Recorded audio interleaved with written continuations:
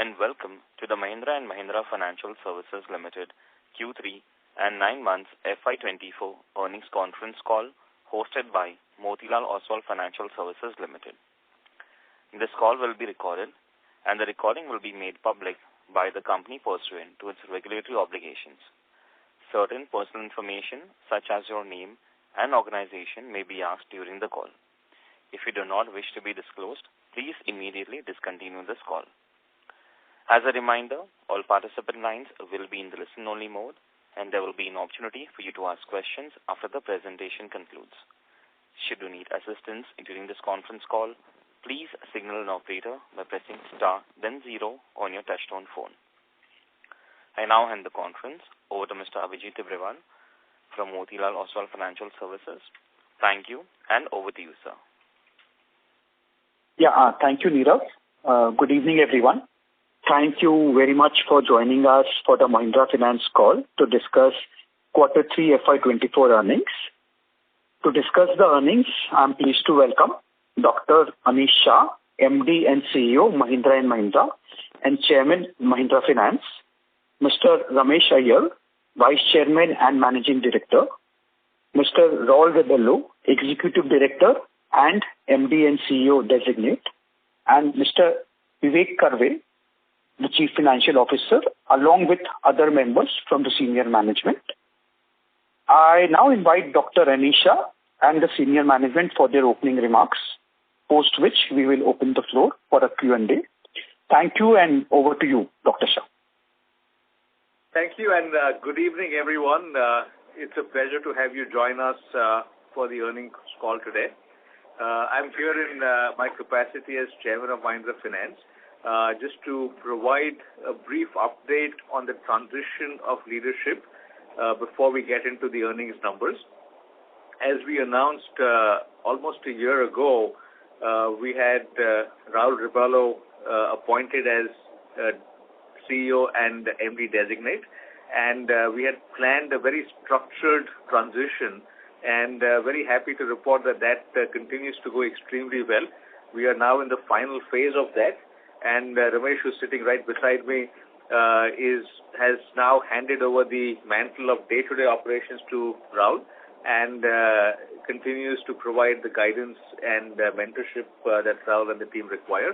And in that construct, Raul will conduct his first earnings call independently today, with us being there again to provide the support and mentorship that may be needed. So that's the significant aspect of the transition. It's proceeding well. We will have Ramesh with us for one more earnings call before his retirement date, which is in April, and I'll join back again for a brief update at that point. But before I transition to Raul, just want to say that the business is very much on track with regard to everything that has been promised, and very strong performance from a asset quality standpoint and an overall standpoint, just progressing extremely well. So with that, I'll leave it to Raul to take you through the details. Over to you. Thank you, Anish, for those opening comments. Thank you, Motilal Oswal and Abhijit and team for hosting us today. Good evening, everyone, and welcome to the Q3 earnings call. We bring you along with the senior management of Mahindra Finance here. As housekeeping, I would request you to keep the Q3 deck, investor deck handy, because we will be referring to the deck, and I'll be noting page numbers as I refer to certain numbers. So moving straight into the first page 3 actually in your reference, which is titled as Highlights for Q3. We continue to see a very strong demand momentum, in the segments that we operate in and the markets that we operate in, primarily the wheels business, as you know. And Q3 always has the added festive volumes which come in. So across banks and NBFCs, where we are amongst the top 3 financiers, we are happy to note that we continue to maintain the leadership position in tractors, pre-owned vehicles, passenger vehicles, and the three-wheeler segment. We continue to have our market leadership position. Noting the loan book growth, we are at 97,048 crores, which is a YOY increase of 25.5%. On NIMS QOQ, there's an improvement of 30 bips we are now at 6.8%. You would have noted we were at 6.5 at Q2. On the asset quality side, GS3 numbers have reduced Q-on-Q from 4.3 to now 4%, which has meant that the credit cost also has had a sharp decline to 1.2% from Q2 end at 2.4. And if you recollect, we had guided last quarter that for the full year, we anticipate to have credit cost in the range of 1.5 to 1.7. With Q3 numbers delivered, we believe that we are on a firm track to meet that commitment. Referring to the graph at the bottom of the slide, you would see that compared to last year, wherein Q2 and Q3, we had a very sharp reduction between Q2 and Q3, a sharp reduction of GS2 and GS3 by almost 210 bips, 16.4 to 14.3. That resulted in a very high provision release of 343 crores. Vis-a-vis this year, where GS3 has reduced from 4.3 to 4, but overall, it's not been as sharp as last year between Q2 and Q3. So the equivalent 343 provision write-back last financial year, it's only a 121 write-back this year, which passes to the P&L. So the overall PAT for a comparable quarter last year, we've seen a slight decline of 12%. PAT for this quarter stands at 553 crores. Moving to slide number 4 on the deck. Now we're providing, before we go into further details of Q3, we're giving a year-to-date summary. On disbursements, we continue to have strong momentum. Cumulative disbursements are 40,916 crores, which is a 14.4 YOY growth. Loan book I mentioned is up by 25.5%. NIMs versus last year is 90 bips lower, largely by a rising cost of fund environment that we are in, and NIMs are YTD at 6.7%.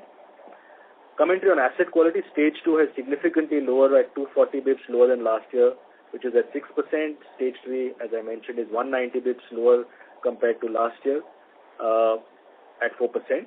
Net stage 3, important to note, is right now at 1.5%, which is 100 bips lower than last year. So at a PPOP level, we are at 3,005 crores, which is up 7% from last year YTD status. Provision impact, as we did mention and I mentioned in the Q3 impact, overall last year, because sequentially we were climbing down on provisions every quarter, on a YTD basis we had a 613 crore release last fiscal on provisions, which this year there was a 368 crores charge on P&L. So it's approximately a 980 crores swing on provisions, but we have significantly lowered the settlement and disposal losses. So that number, actually we have a very smaller number flowing into P&L. But definitely we can't cover for the overall swing in provisions. So on a YTD basis, the PAT stands at 1,141 crores versus 1,300 crores for last year. Moving to page 6, since the most mentioned numbers, we'll directly move to page 6 on the deck. Overall, disbursement growth has been sequentially growing up. As you see, the starting 2 quarters of the year were very strong because of a low base. Last year, just to remind everyone, supply side constraints were all back to, there were no supply side constraints, so we saw a very strong Q3 last year. And this year also a strong Q3, it's a 7% growth, which means a total 14% YOY growth on disbursements. Collection efficiencies are panning out as per plan in the 95% range. Moving to slide number 7, page 7 on your deck, which we have now attempted to give you a very product-wise update on how products have been performing. In the wheels business, you would have seen a big trend of change to SUVs. Preference of SUVs have been moving up.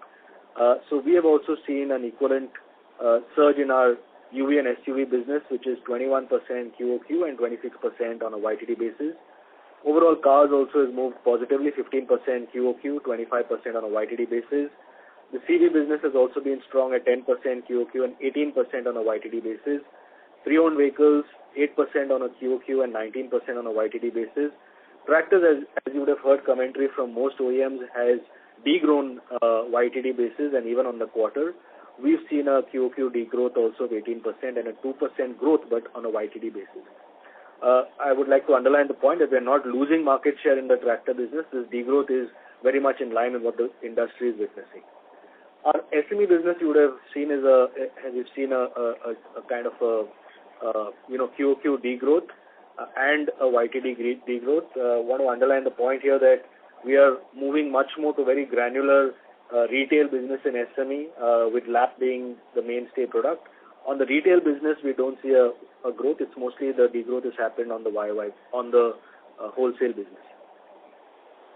So, nutshell, 7% QOQ growth on disbursements and YOY 14%, YTD on a YTD basis a 14% growth in disbursements. Moving to the next page, page 9, where we give you a trend of how M&M versus non-M&M. We continue to have M&M contribution of 45% in our share of disbursements for YTD December. Moving now to the margins and spread analysis, page number 9 for your reference. As I mentioned that, page number 9, yes. So you would see that income to average assets have gone up, sequentially. We have started passing on prices, pricing. So there's a 50 bips difference between the two quarters. Income to average assets at 13.1%. Cost of funds continue to be a rising environment, 20 bips increase in cost of fund to 6.3. So which leaves an overall NIM increment of 30 bips to 6.8. Overheads have been range bound at 2.8% for some time now. Our write-off and provision, as I mentioned, has fallen sharply by 120 bips to 1.2%, which means the ROA for the quarter is at 2.1 versus 0.9 for Q2. Moving to the next page quickly. We've talked about GS3 numbers, reducing. We want to underline here that we've had an ECL model refresh. The objective was to have a much more product-wise granularity to the ECL model. And as an outcome, we are not seeing a huge impact on provision coverage. You would see the stage 3 has in fact increased by 50 bips to 62.7 from last quarter. Stage 2 has stayed constant at 11.3. There's been, of course, a very small release of 10 bips on stage 1 from 0.8 to 0.7. Overall provisioning, our requirement, we are very well covered at the 3,655 crore, we are even sitting at just go back to the previous panel. On the provision versus IRAC also, we have a cover of 1,534 crores. Moving now to the next page, page number 11, where we'll give you a little more granular updates on credit cost. You would see that GS3, as I mentioned, has been coming down. The breakup of credit cost here, we've shown it two components of credit cost, provision separately and write-offs. While provision, there's been a huge swing on a year-to-date basis, 613 last year versus 368. What is important to note here, the middle panel, we had a write-off of 1,612 crores versus this year 1,113. This basically signifies a 500 crore reduction in write-off, which is a very positive trend. It shows the quality of the assets and the amount of assets flowing into bad debts, which is a positive outcome for us right now. With this confidence, we are still committing to our total credit cost for the year being at a 1.5 to 1.7. Moving to the next page, page number 12. Balance sheet. From a balance sheet standpoint, the headline says it all. We are adequately capitalized. 18.3% is our overall capital adequacy. Within that, our stage 1, I confirm it's at 16.5. And coverage is at healthy levels at 62.7%. Now moving to page 14, wherein this is the second last page of the slide before we move to our to question answers. Overall, I would like to give everyone confidence that we're moving well, from our overall Mission 25, delivery items. We have one clear strategic objective was on the previous slide was on asset quality, not just stage 3 and credit cost. When I look at the underlying sourcing mix of what's coming in through the door on NTC, near prime, etc., very healthy levels of new book sourcing. X bucket opening is also at its all-time low. On digital transformation, we are on track. We've gone live with various end-to-end digital journeys on personal loans for existing customer, fixed deposits, and part digital and part physical journeys for our vehicle loans are all progressing well. On growth through diversification, we have increased our composition of used vehicle business. Every month, every quarter, we see an increasing trend. You'll notice that used vehicle is now 17% of our origination. Our new growth engines, whether it's SME or leasing, are all also progressing well. On the partnership side, I would say early days, but the partnerships with SBI, Bank of Baroda, with India Post, CSC, and now we've added a new partner on lending card for the SME business. So these partnerships are going to be key. Right now, they might be adding low volumes to our overall disbursement, but they'll be key as we go forward. Moving to page 15 on the deck. Finally, on Mission 25 progress, I would say we are green on the first two on asset quality and AUM growth. We've been seeing, asset quality, as you mentioned, is well below our stated goals. On book growth, we have been sequentially and seeing even on an annualized basis a 25% growth. We will, of course, calibrate our growth to keep in mind the margin requirements that we have. On new business contribution, I've mentioned, while it's a slow start, looks like we'll be slightly below the aspirational number of 15% by FY25, but we have confidence in the way in which the new businesses are moving. On the NIM side, I would like to mention that last time we have recalibrated 7.5 to more 7% kind of NIM aspirations for the medium term with the way in which cost of funds have been moving. Against the 7%, we have been moving decently well. On OPEX, 2.5 is the aspiration. We have been, when we set this goal, we were above 3. We have been moving directionally well on that front. And if all these are delivered well, ROA is an outcome metric. We are still keeping our goals on the 2.5% ROA. Directionally, I think we are moving decently well. So this is broadly a summary of where we are. Slightly longer story, but that's a summary for our Q3 numbers. I now open it up for Q&A. Thank you very much. We'll now begin the question and answer session. Anyone who wishes to ask a question may press star and 1 on their touchtone telephone. If you wish to remove yourself from the question queue, you may press star and 2. Participants are requested to use handsets while asking a question.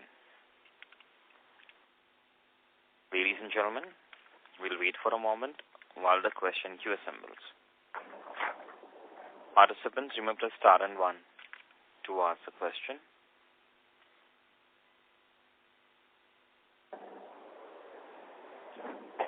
The first question is from the line of Mahrukh Adajania from Nuvama. Please go ahead. Yeah, hi, good evening. Congratulations, Rahul. So my first question is on asset quality. Do we really need a cover of 63%? Where do you see it settling in the next 1 to 2 years? And you talked about recalibration of provisions product-wise, or at least that's what I heard in the commentary. Could you elaborate, please?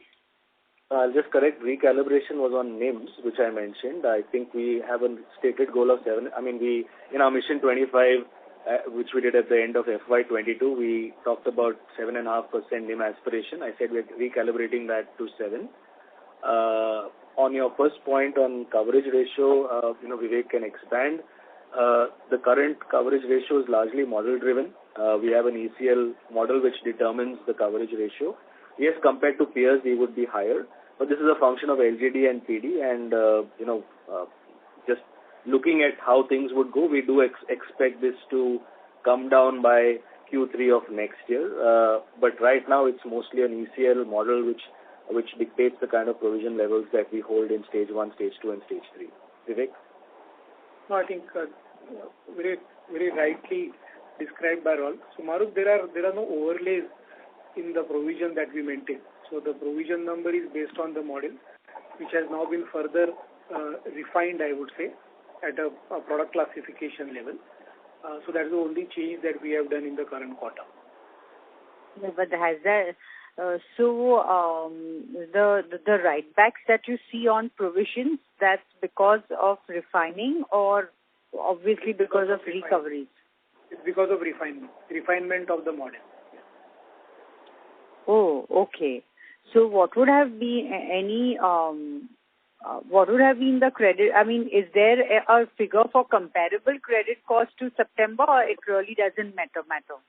No, so I think we have also talked about it in our investor presentation. But anyway, the number is 86 crore. So because of the model refresh, if we had not done the model refresh, the provision number would have been higher by about 86 crore. Just for reference, page number 10, we have qualified that number which Vivek just underlined, underscored 86 crores is the rupee value number. Okay, thanks. And my other question again is that you said that it will correct, the ECL model, the rollover will correct in Q3 next year. So in Q1, Q2, you would therefore see again high credit costs like we saw this Q1, Q2. Is that a fair assessment? No, I think that is not what Raul mentioned. And your first question, Maruk, was on the coverage percentage, right? And you said the coverage percentage seems higher. So what we are trying to say is that the coverage percentage, we expect it to normalize at a lower level going forward. That's what we meant. We did not provide any commentary on what the credit charge will be in the first or the second quarter. No, as in that the coverage will come off by Q3 wasn't that said? Yeah. So coverage, that's you are right. That's not credit cost. Okay. Yeah. Okay. That's what I just wanted to correct. It is about the coverage percentage. Maru, this is Ramesh here. See, the way you should look at it is if your stage 3 has already come down to 4%, right? And if you even maintain it at this level, there is not likely to be a very higher charge that you talked of. Will the first quarter will continue to have a higher charge? Right. Only when the stage 3 goes up, then you will see a new charge coming in. If they remain stated there, to the extent of the book grow happen, only to that extent the charge will come.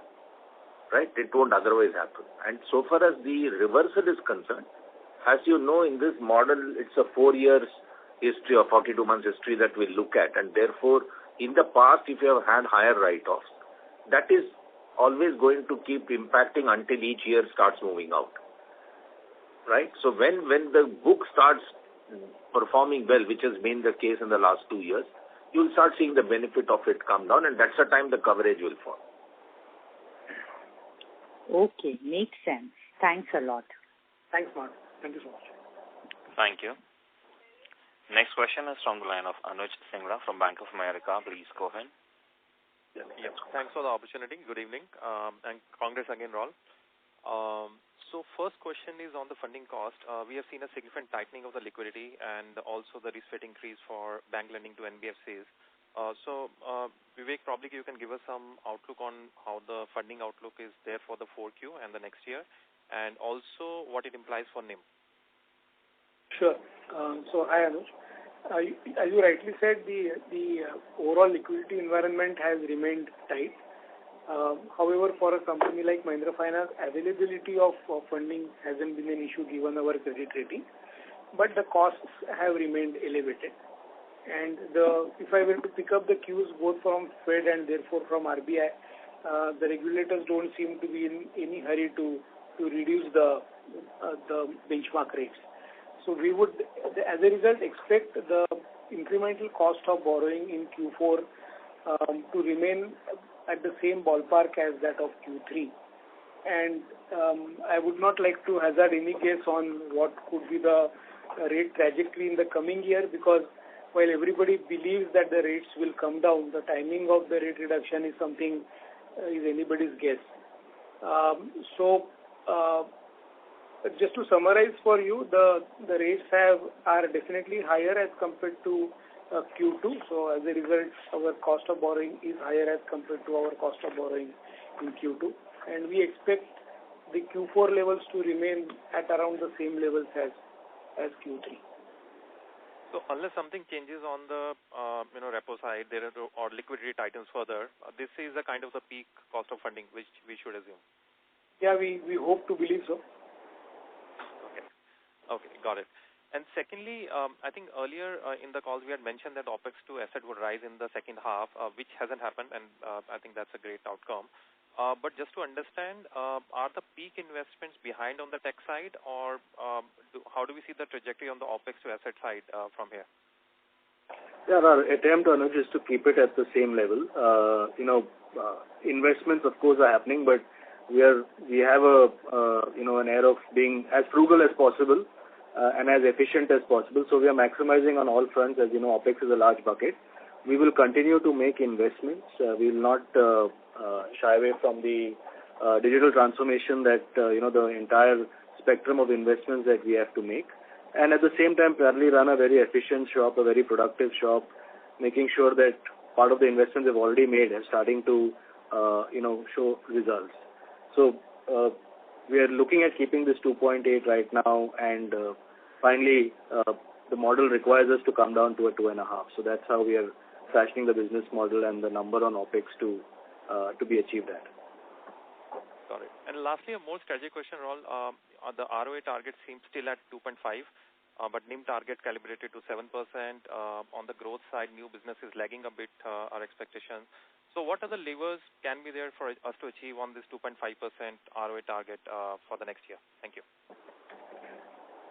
So one is, of course, at the income side also we'd like to push it slightly higher, and we're looking at other sources of income, non-interest income sources. But largely the other big lever is going to be credit cost. If the NIMs are going to be recalibrated at 7%, let's say OPEX at 2.5. So we will definitely start, making sure, we'll definitely have to keep a much lower appetite on credit cost in the 1 to 1.5% range to get to that. But this is, of course, going to be in a sequential manner. It's not overnight. And the good thing is that we are trending well. As you know, we have already given guidance of credit cost to be in the 1.5 to 1.7 range. But that's for end of this fiscal. Next year, we'll have to even go down below that number. Got it. Okay. Thank you very much, and all the best. Thanks. Thank you. Next question is from the line of Piran Engineer from CLSA India. Please go ahead. Yeah, hi. Thanks for taking my question, and congrats on the quarter, and congrats to Raul for your next role. Couple of questions here. Firstly, can you comment a bit on vehicle finance disbursement growth outlook? We saw a slightly tepid festive season, and it kind of reflected in numbers in December. And I'm not just referring to Mahindra Finance, but in general for the industry. So what is your outlook? Where are the risks? Are you seeing discounts go up? We've heard that for commercial vehicles. Is that also the case for passenger vehicles? Some commentary on outlook on growth would be useful here. Yeah, so I'll open it up and request my colleagues also to join in. So what we're seeing definitely is, break it up because there are different nuances. For passenger vehicles, after a couple of years of good growth, we are seeing inventory levels at dealerships now come back to maybe 2 months. So we are going to see a sub 10% growth for sure going forward. Clearly, what will provide momentum is, one, for a lender, there is a premiumization theme happening. So though the volume growth might be slightly lower, the ticket sizes are going up, and SUVs are becoming now the bulk of passenger vehicles. So as a lender, even keeping the same LTVs, it gives us a benefit on overall growth. The other thing to note is most passenger vehicles, as you see now, a slew of new models coming in. Those models, of course, are creating some demand-side upsides, right? Moving to used vehicle, where we are also a participant, as the more formalization happens there is already there's been a good increase in the amount of lending to used vehicles. It was highly underpenetrated, and we being one of the main players in used vehicle finance, we see headroom for growth there. CV business, we are not a very large, heavyweight, play largely in M&M in the LCV, SCV segment. And now we are increasing in the bus segment, by the way, overall industry, you would see, good growth. C segment also decent growth. And as overall infra, mining, etc. goes up, I think CV has been a growth story now for 2 years plus, and we hope to ride that momentum. Tractor, I would say, is in a tough spot. After 2 years of very high growth, we all anticipated a negative growth this year. the industry is playing out. It's been a degrowth, and we don't see with the agri, the overall sowing data coming in of Rabi really low. We do see a prolonged kind of stress purely in the agri segment, and that will rub off on tractor demand. But not to say the other sides of rural also agri might be a little down, but rural overall with remittance and overall agri infra and those tourism, etc., there is otherwise slight buoyancy in the rural markets. But we would watch out for tractors. We don't anticipate a huge uptick in growth there. Three-wheelers, I didn't talk about three-wheelers, but of course we're number 2 leader there. Three-wheelers has seen a 30+% growth. There's a huge EV change happening there. We're seeing much more movement towards EV, and we will see how we play that game too. So that's in a nutshell. I would invite Mr. Iyer if anyone else has views on the industry. And Piran, if you look at the overall growth at 7%, but if you adjust it for SME, the core vehicle finance growth is 10% for the quarter and 20% for the 9-month period. Okay, so the sense I get putting the grammar into words is that disbursement growth might taper off a bit next year. Yeah, that's a fair conclusion. It won't be as exuberant as as what we saw in FY24 for sure. I mean, one could expect FY25 to be tempered compared to FY24. Got it. Secondly, we've done a good job on improving NPLs, asset quality. How should we think about, let's loosely call it the revised targets for GNPL? Clearly now stage 3 less than 6% will not be our target. Can we see it going down to say 2.5-3% like some of your peers? Or will you don't want to give choose any forward guidance, Piran, but yes, if we have to, you can do the calculation. If we have to be in the 1 to 1.5% credit cost, clearly we'll have to come down slightly more on the GST numbers, but more importantly, the other constituent of credit cost, which is disposal, settlement, and write-off also has to come in lower.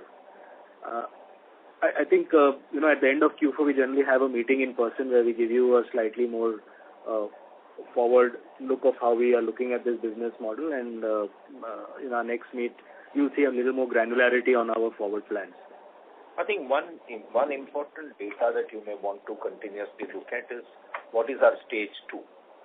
And if that isn't growing, that's a clear indication of the stage 3 not expected to grow any further. And as we settle those accounts, as we negotiate settle, as we repossess settle, as we collect settle, one would see a downward trend. Got it. And just my last question for Mr. Karve. Firstly, what percentage of our bank borrowings are repo linked, and is there scope to further reduce liquidity on the balance sheet to support margins? So not exactly repo, I would say, but I would say external benchmark. Floating. So about floating rate borrowing. About 40% of our total borrowing today will be floating rate borrowing, which includes MCLR also. So anything which is floating and is subject to any reset is about 40.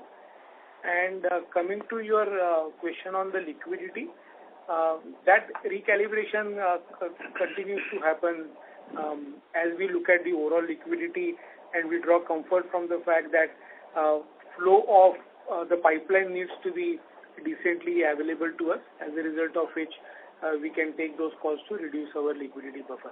But we are conscious of the fact that excessive liquidity buffer leads to a negative carry, and we keep doing that recalibration exercise every now and then. Got it. But sir, out of this 40%, can you just break it up, repo versus MCLR? But we may not be able to get that granular. But, okay. Okay, fair enough. Yeah, that's it from my end. Thank you so much and wish you all the best. Thank you. Thank you very much. Next question is from the line of Shubhranshu Mishra from Phillip Capital. Please go ahead. Hi, Rahul. Congratulations on the new designation. 2 or 3 questions. The first one is if we can split our employees into various functions frontline guys, collection guys are distributed into various businesses, and maybe some of them would be in HO function as well. The second is on the housing finance business. In the fourth quarter last year, Mr. Ayat had referred to a IPO of the housing finance business 3 years from then. So where are we on that? If we look at the last 50 odd quarters, the total profit pool is roughly around 1,000 crores, which is around maybe 9 to 10% of the standalone profit that we make from MMFS. So it looks like capital misallocation. One, do we really intend to run this business in the medium term, or maybe have a strategic investor coming into running the housing finance business with us? And the third part would be when we look at the PCR, which is roughly around 60 odd %. Now we are running a fairly secure book. So 60% in ECL would mean pretty much mean the LGD. So having an LGD of roughly around 60% running a majorly secured business seems out of whack. Thanks. Thanks, Subhranshu. I'll take the first. Just to be fair to what we disclosed so far on exactly number of employees in frontline, back office, etc., we have not yet done that. We'll probably do that and provide more guarantee going forward. But to give you a sense of our large part of our organization, most of them are in business roles. We have, for the last 2 years, not added any headcount in collections. We have been saying that our collections have been healthily moving towards digital mode, so we have not required to add any headcount in the last 2 years on collections. In fact, we released some of the collection folks into business roles and other roles. When we look at our in normal nomenclature tooth-to-tail ratio that you look at in organizations, I think we're at a healthy level of folks who hunt and do business as well as collect to back office folks. We can at some point of time, maybe end of Q4, wherever we think deem fit, when we give that granularity, we can give it to everybody on exactly how many headcount are in what functions.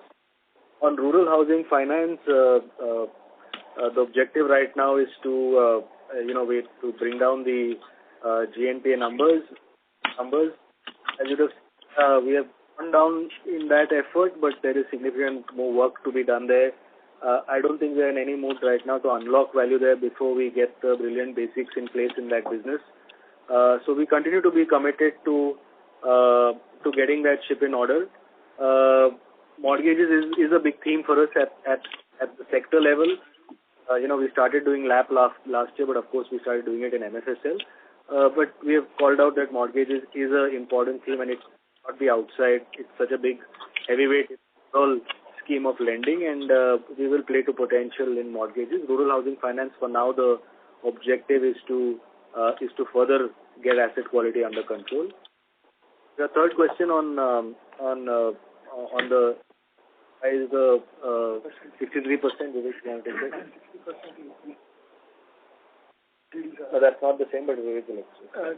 Sorry, Subhranshu, if you are okay, because you asked many questions, if you can repeat your question on ECL. You have a 60% coverage. Yeah. Does it mean your LGD is that way?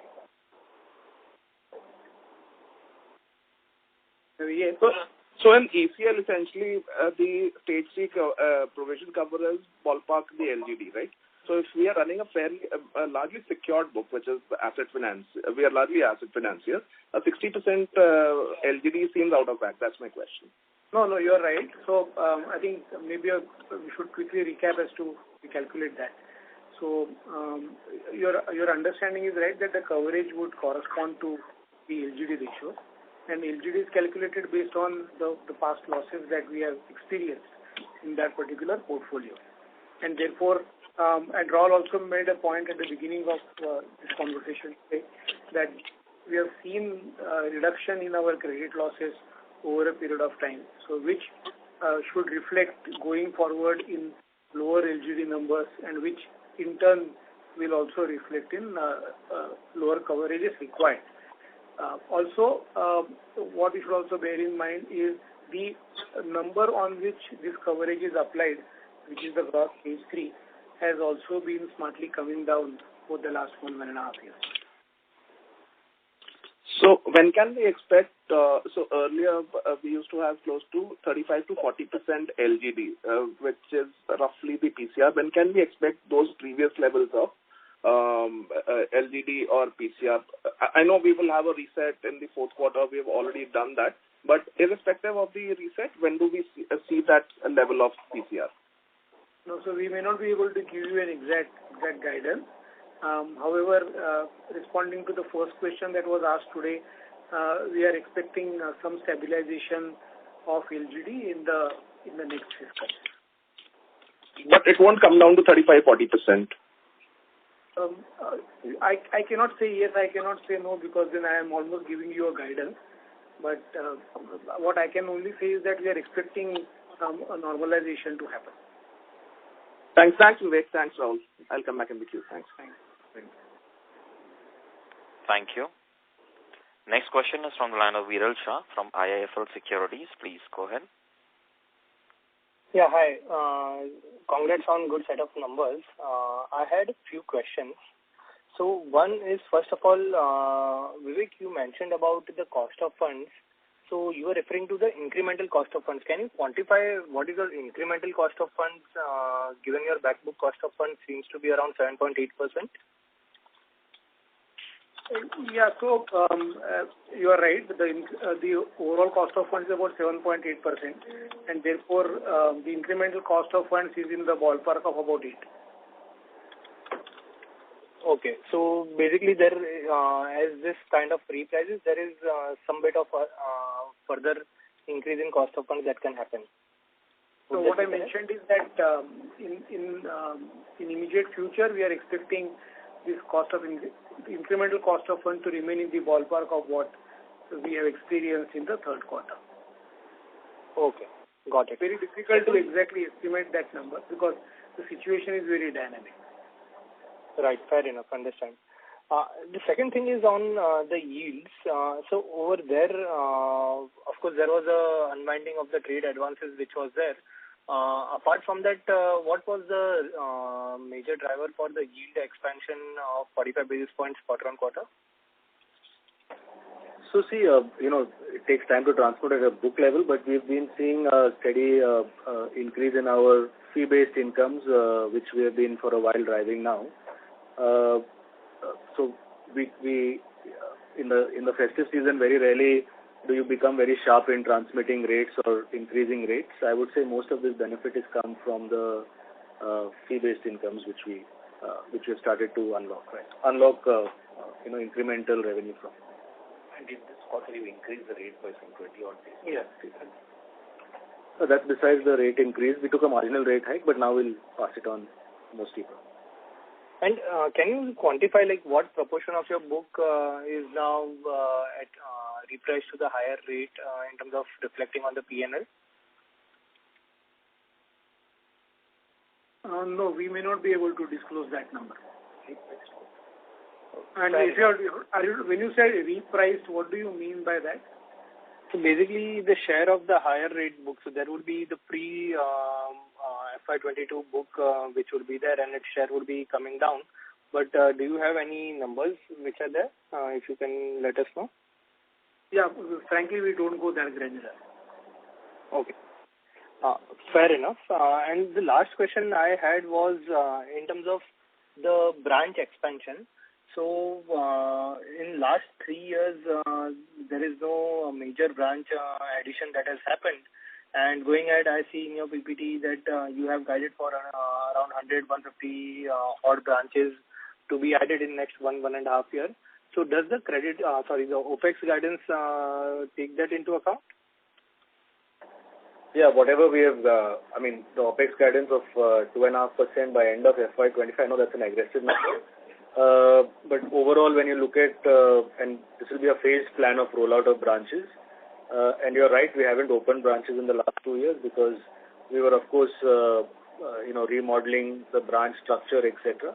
And now you will see us opening more branches as part of our overall distribution and growth plans. But the number of branch and the amount and the cost associated is overall baked into our OPEX assumption.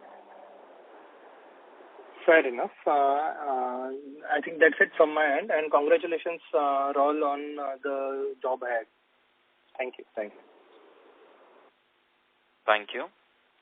Next question is from the line of Shweta Dattadar from Elara Capital PLC. Please go ahead.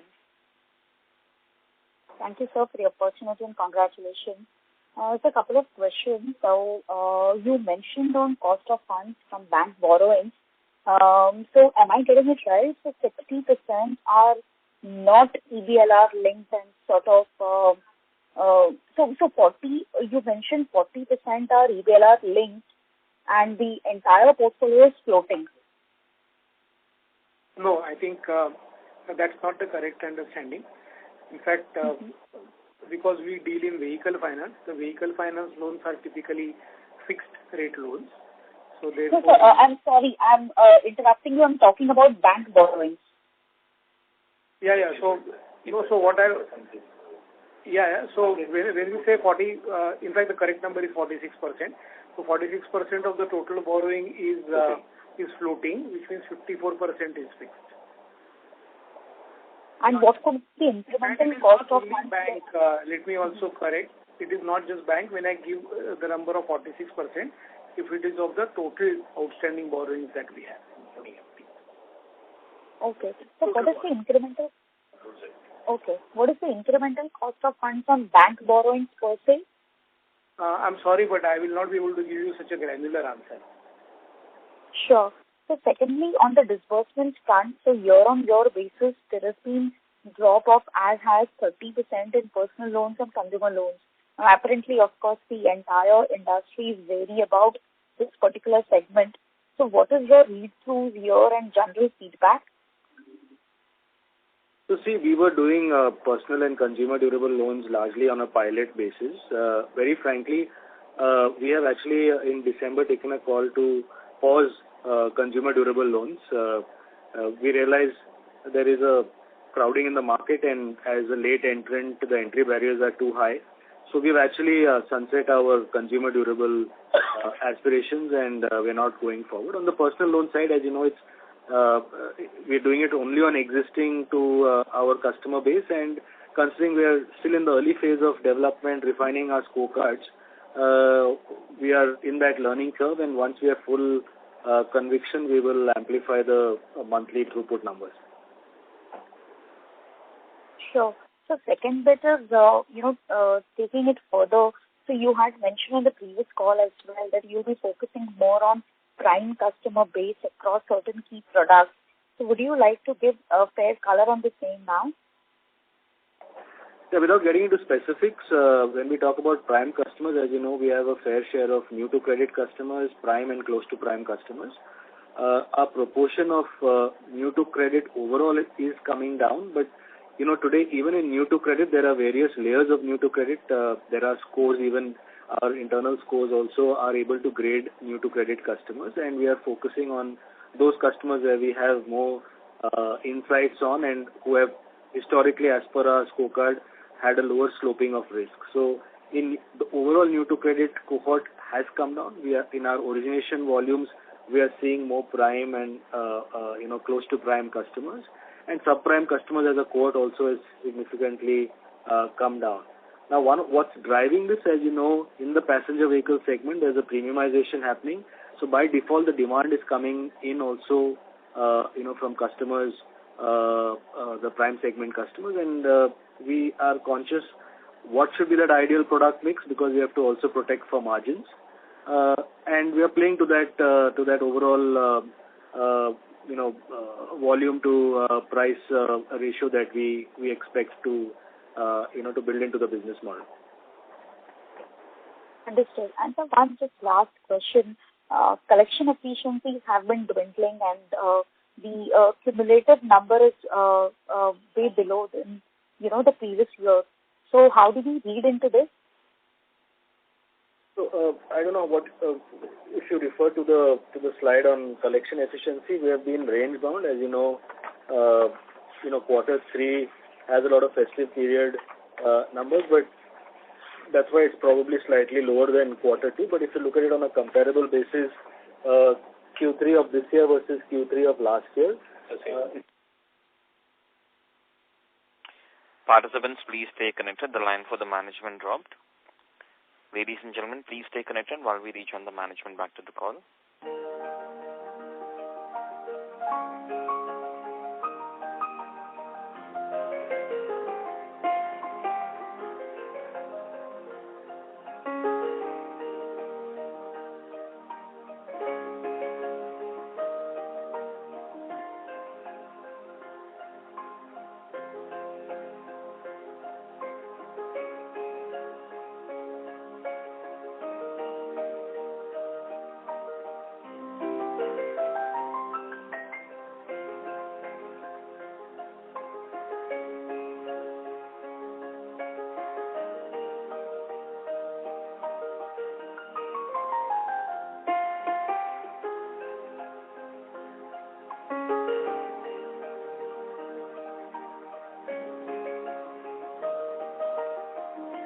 The person you are speaking with has put your call on hold. Please stay on the line. ನೀವು ಮಾತನಾಡುತ್ತಿರುವ ವ್ಯಕ್ತಿಯು ನಿಮ್ಮ ಕರೆಯನ್ನು ಹೋಲ್ಡ್ನಲ್ಲಿ ಇಟ್ಟಿದ್ದಾರೆ. ದಯವಿಟ್ಟು ಲೈನ್ನಲ್ಲಿಯೇ ಇರಿ.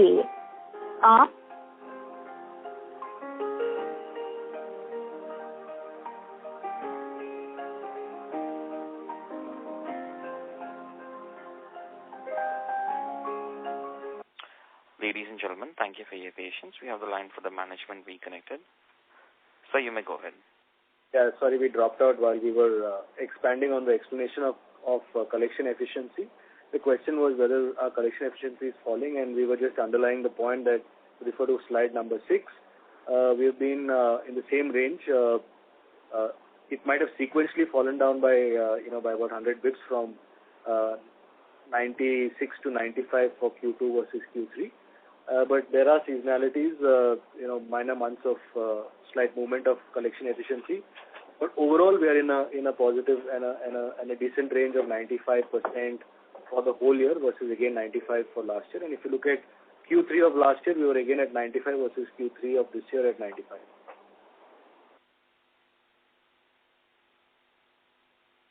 Sorry, just checking. Are we audible? Yes, sir, you're audible. Yeah, sure. Thank you, sir. That's all from my side. Thank you. Request to all the participants, please restrict to 2 questions per participant. The next question is from the line of Kunal Shah from Citigroup. Please go ahead. Yeah, congratulations for good set of numbers. Firstly, with respect to the trade advances unwinding and the benefit on the yield, because we see that cost of funds have gone up by 20 basis points, but still new expansion is 30. So what has led to this yield improvement actually? Yeah, so Kunal, we did clarify. Yes, Q2 usually sees a bump up in terms of trade advance, which is not income accretive, and that part gets released into retail conversion. So there would be some benefit in the yield in Q3 over Q2 on that front. But we are also seeing a sequential increase in our other sources of income, which we have for some time now been making investments on those other sources of income, which has started to now add to the overall income level. So this would be largely sustainable? I'm sorry? This would be sustainable? Yeah, they would be. I don't think they'd be lumpy in nature. These are other income items which we plan to sustain over a period of time, and in fact grow further. Sure. And secondly, on the borrowing side, so you mentioned not seeing much increase in the rate. So is it like larger part of our bank borrowing gets classified as PSL, and that's the reason post the risk weight increase also will not see any kind of a pass on from the bank side in terms of the higher rates? No, Kunal, that's not true. Not the entire bank borrowing for us will be PSL linked. So to that extent, there will be some pressure from the banks, wherein banks will push for a rate hike, and we are not an exception, as you would have heard in other conference calls also. But we will always try to mitigate that impact either through the negotiations with the bank or by maximizing our PSL. Okay. And if I can squeeze in one last question, particularly on the overall consistency in the asset quality, I think post Q4, Dr. Anisha and all of you highlighted that that's going to be the key objective. We still saw the volatility this year, where in first half it was high. Maybe this quarter we again saw an improvement, and Q4 is generally better. But otherwise, when should we ideally see now with this levels of stage 2, stage 3, and all the efforts which are being put in, plus maybe slightly moving towards the prime customer base, when should we actually start seeing the more stable asset quality and the credit cost outlook, or maybe that's more annual and quarterly volatility will still continue? So Kunal, I'll take that. I think if you look at post FY22, there's been clearly a decline in at least the two key metrics of GS3 and credit cost. We did qualify that last quarter. The bump we saw was typical to one product, which was mostly the tractor business, because of there were unseasonal rains and there was an impact on cash flows. We are in the business. We are in rural. We are working with a large cohort of self-employed customers. But with the controllable influences of how we can reduce the volatility in that segment with good underwriting, good collections, I think we've covered reasonable distance. And just from a fact that the last 7-8 quarters have seen a secular decline in those numbers, we think there should be inherent confidence that you take away from the normalization of volatility in the numbers. Where the full volatility will completely go away, there'll be for this underlying segment, there are variables in our control which we are optimizing on, and we'll continue to. Thank you. Kunal Shah, sorry, but I'll request to come back in the question queue for a follow-up question. Next question is from the line of Umang Shah from Kotak Mutual Fund. Please go ahead. Hi. Thanks for taking my question and congratulations on the quarter. I just have one question which is related to the point that Kunal was making. Clearly, in last 2 to 3 years, there are a lot of actions which have been taken by the management. Some of them we would like to believe are more structural in nature, and some benefits we would have got because of the tailwinds in the economy. Just want to understand that, we might end the year sub 4% gross stage 3 number, right? I mean, clearly that is something which, we have seen lower NPA numbers for Mahindra Finance only in the previous NPA recognition regime, right? Which was relatively more liberal. So clearly there will be some mean reversion. The only thing, I'm not looking for a number, but how confident is the management that when the mean reversion happens, it is not as sharp as that we have seen in the past, thanks to some of the structural changes that we would have taken to control these asset quality volatility? A very relevant question. We should acknowledge we are in a slightly benign environment. We have mentioned in previous calls that, and you've said it yourself, structural changes and structural initiatives and investments have been done. From an origination standpoint, because we do believe asset quality is a function of both underwriting, onboarding, as well as collection efficiencies. We have mentioned in the long tail of earn and pay customers, we have steadily decreased the most volatile cohort in that segment. We have in fact given up 5 to 7% of what we have qualified from the learnings of two crises. One is demon and the second being COVID. We have actively, in various cohorts of customers in different vehicle categories, reduced participation in that what we have localized and seen as extremely high volatile customer segments. And in the next downturn, whenever that happens, and if it happens, we do believe we'll be in a much better place, considering we have taken those structural calls. Also, within the self-employed customer, new to credit customer segments, our overall engagement with that customer segment, as well as our high touch with both physical, digital, and digital, making them conscious about credit culture of keeping credit bureau scores healthy. We've been partnering with our customer segment, in a very structured manner to make sure that in times of stress, we will not face the kind of swings we have faced in the past. I think, just one way to look at it is any fall over a period from stage 3 at actually has moved to stage 1. If you look at our stage 1 now, between stage 2 and stage 3 together, it's only 10%. So therefore, 90% is in stage 1. So that reflects the actions that have been put in place, and that's reflected in the asset quality by looking at the stage 1. Understood. This is quite helpful. Thank you so much, and wish you all the best. Thank you. Next question is from the line of Harshvardhan Agarwal from Bandhan Asset Management. Please go ahead. Hi, sir. Thanks for the opportunity.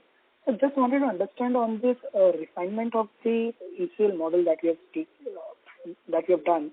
Is this a one-time exercise or it's a periodic exercise that we undertake, and what's the frequency of it? So the idea is to understand is this 86 crore benefit that we have got, can that reoccur, and what could be the frequency of that? So the exercise, the benefit that we have got is incidental to the refresh. So let me just clarify that first of all. The refresh that we have carried out, we believe, is to recognize the fact that over the last 4 to 5 years, ever since we had created that model for the first time when we came in, the portfolio has grown, and each of the individual product portfolios by themselves have grown, and therefore they carry their own risk and reward metric, which was important for us to recognize in the whole design of ECL. That's the reason that we have done this refresh. And on an annual basis, we will keep looking at this model and keep refreshing reviewing the model and refresh if required. But your question on benefit or no benefit, I think that's an incidental outcome of the refresh that we have done. Sure. So just understand, this annual refresh is done in every 3Q, or it's like, say, next year we'll do this refresh in 3Q once again. Is that a correct understanding? You can say that, yes. Okay, sure. Thanks a lot, sir. Thank you. Next question is from the line of Nischint Chawathe from Kotak Securities. Please go ahead. Audible? Nischint, you're very... Sir, you're sounding very distant and very feeble. Yeah, is this better? Yes, thank you. Yeah, sorry, thanks. Just, two questions. One is, what is your GNPL as per RBI norms? So it's about 5%. 5.5%. Okay, 4 versus 5.5. Okay. The other is, on the SME loans, all you kind of mentioned that you're moving from, larger tickets to smaller tickets. Maybe if you could just elaborate that, what exactly is the change in strategy and what's driving it? Yeah, so the way we've, our SME plays largely into, in the retail segment, we call it as LAP and business loans. And in the slightly higher tickets, basically we do business enterprise loans. So the differentiation is enterprises with 25 crores and below turnover and above 25 crores. So the focus right now is enterprises with a turnover less than 25 crores, and largely the incremental business that's happening there is through LAP, right? Machinery loans we continue to do because we've been doing it for a period of time, and we've had pretty good credit cost as well as growth outcomes. What we continue to do in the slightly larger tickets is, because we have quite a few of the vendors to the M&M group supplying both to the farm as well as the auto sector, we do a bill discounting. We've been doing it for some time now, and we're getting more traction there. Of course, that's a business which is not as competitive as the retail business in terms of NIMs and ROA, but we do it because it's a very secured business, and there's hardly any OPEX in that business. But what we've really seen going forward, and what we've taken a call is, you really can't amplify LAP business. It's a very structured business. You've got to have deep distribution, both within the organization as well as with DSAs and the DSA community. We've had a new LAP head who's joined us 3 months back, who was running LAP at scale in a different organization. And as he's building out his team, we've also built out the whole underwriting team for LAP. It's carved out as a very separate SBU. There's a separate FCU unit for LAP, and there's a separate underwriting, as I mentioned, and a separate collection vertical. So a new collection head for LAP, a new business head for LAP, and an FCU unit is the additions they've all done in Q2 of this fiscal, and we do see that business growing stronger as we go forward. And the specific reason why you would have probably, kind of gone slow on the larger ticket LAP is because of yields or credit costs? Mostly yields, and these were also business enterprise loans to, as you say, in the MSME segment.